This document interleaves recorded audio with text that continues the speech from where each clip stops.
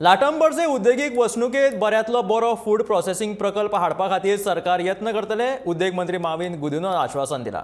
हालींच घोशीत केल्ल्या उद्देगीक धोरणांत शेतकी उत्पादन फूड प्रोसेसिंग पार्क करपाचें आमी येवजिल्लें आसा। तशेंच हालींच जाल्ल्या गुंतवणूक प्रोत्साहन मंडळाचे बसकेंत सुमूल कंपनीक 50,000 चौखण मीटर जमीन दिल्ल्याचें मंत्री माविनान सांगलें।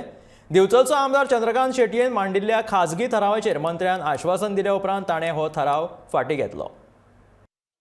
Recommend the government to establish a world-class food processing park at the Latambarse Industrial Estate to boost agri-entrepreneurship and value addition to farm produce and provide sustainable employment opportunities for the people of Bicholim Taluka in particular.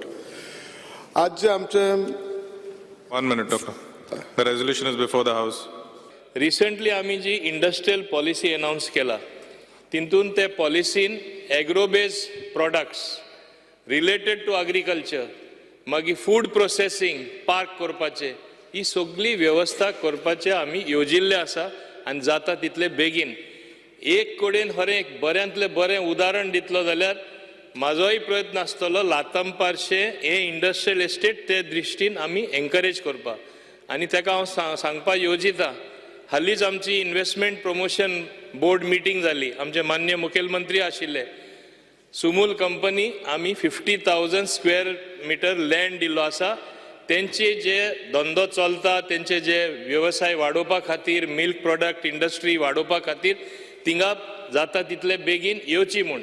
आतां तिंगा एकूच समस्या आसा म्हळ्यार रस्तो सारको ना, मातशें डेव्हलप केल्ले जाय, उदक तिंगा पावल्ले जाय, इलेक्ट्रिसिटी तिंगा सारकी पावोवपा जाय। तें हांव ऑन अ वॉर फुटींग म्हाका करपा जाय।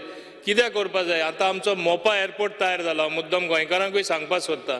आमी फक्त इंडस्ट्री म्हळ्यार दुसरेच कशें मॅन्युफॅक्चरींग युनिटाचेच चिंतता, जे नॅचरल पिकता तेका कशें व्हॅल्यू एडिशन करून एक्सपोर्ट करपाक आमी शकता तें आमी चिंतना। म्हणून एक साल विलेज आसून दी, लातंपारशे आसून दी आनी लातंपारशे इंडस्ट्रियल एस्टेट आसून दी, थिंगासून उदाहरण कशें दुसरे कडेनूय फार्मरां येवपा सारके आमी डेफिनेटली करून दितले।